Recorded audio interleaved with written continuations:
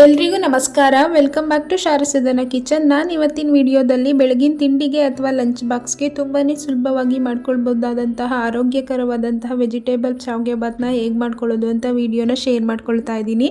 ತುಂಬಾನೇ ಉದ್ದುದ್ರಾಗಿ ಬಂದಿರುವಂಥ ಶಾವಿಗೆ ಬಾತ್ನ ಹೇಗೆ ಮಾಡ್ಕೊಳ್ಳೋದು ಅಂತ ನೋಡೋಣ ಬನ್ನಿ. ಮೊದಲಿಗೆ ಒಲೆ ಮೇಲೆ ಒಂದು ಪಾತ್ರೆಯಲ್ಲಿ ಸ್ವಲ್ಪ ನೀರನ್ನು ಬಿಸಿಯಾಗೋದಕ್ಕೆ ಇಟ್ಕೊಂಡು ನೀರಿಗೆ ಸ್ವಲ್ಪ ಉಪ್ಪು ಹಾಗೆ 1 ಟೀ ಸ್ಪೂನಷ್ಟು ಎಣ್ಣೆನ ಸೇರಿಸ್ಕೊಂಡಿದ್ದೀನಿ. ಹಾಗೆ ನೀರು ಸ್ವಲ್ಪ ಬಿಸಿಯಾಗಿದ್ದಾದಮೇಲೆ 1 ಬೌಲಷ್ಟು ಶಾವಿಗೆನ ಸೇರಿಸ್ಕೊಳ್ತಾ ಇದ್ದೀನಿ. ನಾರ್ಮಲ್ ಆಗಿ ಅಂಗಡಿಯಲ್ಲಿ ಸಿಗುವಂತಹ ಶಾವಿಗೆನೆ, ಪಾಯಸಕ್ಕೆಲ್ಲ ಯೂಸ್ ಮಾಡ್ಕೊಳ್ತೀವಲ್ಲ ಅದೇ ಶಾವಿಗೆನೆ. ಈ ಶಾವಿಗೆನ ಜಾಸ್ತಿ ಹೊತ್ತು ಬೇಯಿಸ್ಕೊಳ್ಳುವಂತಹ ಅವಶ್ಯಕತೆ ಇಲ್ಲ. ಒಂದು 2 ನಿಮಿಷ ಈ ರೀತಿ ಕುದಿಸ್ಕೊಂಡ್ರೆ ಸಾಕಾಗುತ್ತೆ.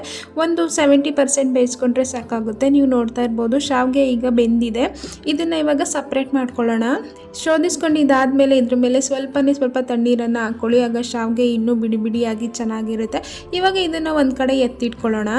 ಮಕ್ಕಳಿಗೆ ಲಂಚ್ ಬಾಕ್ಸ್ಗೆ ತುಂಬಾ ಚೆನ್ನಾಗಿರುತ್ತೆ. ಬ್ರೇಕ್ಫಾಸ್ಟ್ಗೂ ಅಷ್ಟೇ ತುಂಬಾ ಖುಷಿಯಿಂದ ತಿನ್ನುವಂತಹ ರೆಸಿಪಿ. ಈಗ ಇದಕ್ಕೆ ಒಗ್ಗರಣೆನ ಮಾಡ್ಕೊಳ್ಳೋಣ. ಒಲೆ ಮೇಲೆ ಒಂದು ಪ್ಯಾನ್ ಇಟ್ಕೊಂಡು 2 ರಿಂದ 3 ಟೇಬಲ್ ಸ್ಪೂನಷ್ಟು ಅನ್ನ ಸೇರಿಸ್ಕೊಂಡಿದ್ದೀನಿ. ಹಾಗೆ ಸ್ವಲ್ಪ ಸಾಸಿವೆ, ಏನೇ 1 ಟೇಬಲ್ ಸ್ಪೂನಷ್ಟು ಕಡಲೆಬೇಳೆ, ಹಾಗೆ 1 ಟೇಬಲ್ ಸ್ಪೂನಷ್ಟು ಕಡಲೆ ಬೀಜನ ಸೇರಿಸ್ಕೊಂಡು ಇದೆಲ್ಲ ಸ್ವಲ್ಪ ಕ್ರಿಸ್ಪಿ ಆಗೋವರೆಗೂ ಚೆನ್ನಾಗಿ ಫ್ರೈ ಮಾಡ್ಕೊಳ್ಳೋಣ. ಫ್ರೈ ಆಗಿದ್ದಾದಮೇಲೆ ಇದಕ್ಕೆ 1 ಈರುಳ್ಳಿ, ಹಾಗೆ 2 ಹಸಿರು ಮೆಣಸಿನಕಾಯಿ, ಹಾಗೆ ಸ್ವಲ್ಪ ಕರ್ಬೇವಿನ ಸೊಪ್ಪನ್ನು ಸೇರಿಸ್ಕೊಂಡಿದ್ದೀನಿ.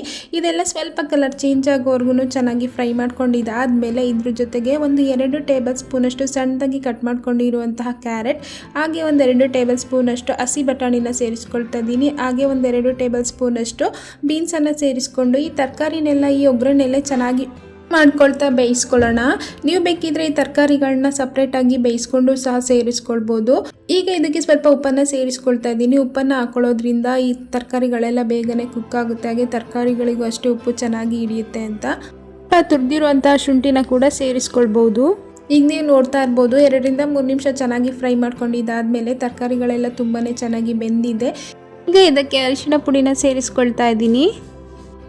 ಆಗ ಈ ಒಗ್ಗರಣೆಗೆ ಮೊದಲೇ ಬೇಯಿಸ್ಕೊಂಡು ಸಪ್ರೇಟ್ ಮಾಡ್ಕೊಂಡಿರುವಂಥ ಶಾವಿಗೆನ ಸೇರಿಸ್ಕೊಂಡು ಸಣ್ಣದಾಗಿ ಕಟ್ ಮಾಡ್ಕೊಂಡಿರುವಂಥ ಕೊತ್ತಂಬರಿ ಸೊಪ್ಪು, ಹಾಗೆ ಫ್ರೆಶ್ ಆಗಿ ತುರ್ಕೊಂಡಿರುವಂಥ ತೆಂಗಿನಕಾಯಿ ತುರಿನ ಸೇರಿಸ್ಕೊಂಡು ಒಂದು ಅರ್ಧ ಹೋಳಷ್ಟು ನಿಂಬೆಹಣ್ಣಿನ ರಸನ ಸೇರಿಸಿ ಚೆನ್ನಾಗಿ ಮಿಕ್ಸ್ ಮಾಡಿಕೊಂಡ್ರೆ ತುಂಬಾ ಹೆಲ್ದಿಯಾಗಿ ಹಂಗೆ ಟೇಸ್ಟಿಯಾಗಿರುವಂತಹ ತರಕಾರಿ ಶಾವಿಗೆ ಬಾತ್ ರೆಡಿ ಆಗುತ್ತೆ. ಚೆನ್ನಾಗಿ ಮಿಕ್ಸ್ ಮಾಡ್ಕೊಳ್ಳಿ. ನೀವು ನೋಡ್ತಾ ಇರ್ಬೋದು ಶಾವಿಗೆ ಎಲ್ಲ ಎಷ್ಟು ಉದ್ದುದ್ರಾಗಿ ಚೆನ್ನಾಗಾಗಿದೆ ಅಂತ, ಎಲ್ಲೂ ಕೂಡ ಮೆತ್ತಗಾಗಿಲ್ಲ.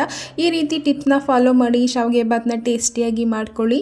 ಬಿಸಿಯಾಗಿ ಶಾವಿಗೆ ಬಾತ್ ರೆಡಿ ಆಯಿತು. ಮಕ್ಕಳಿಗೆ ಲಂಚ್ ಬಾಕ್ಸ್ಗೆ ನೀಟಾಗಿ ಪ್ಯಾಕ್ ಮಾಡಿ ಕಳಿಸಿ, ತುಂಬ ಖುಷಿಯಿಂದ ತಿಂತಾರೆ. ಹಾಗೆ ಈ ರೆಸಿಪಿ ವಿಡಿಯೋ ಇಷ್ಟ ಆಗಿದ್ರೆ ಲೈಕ್ ಮಾಡಿ, ಶೇರ್ ಮಾಡಿ, ಕಮೆಂಟ್ ಮಾಡಿ, ನಮ್ಮ ಚಾನಲ್ನ ಸಬ್ಸ್ಕ್ರೈಬ್ ಮಾಡಿಕೊಂಡು ಸಪೋರ್ಟ್ ಮಾಡಿ.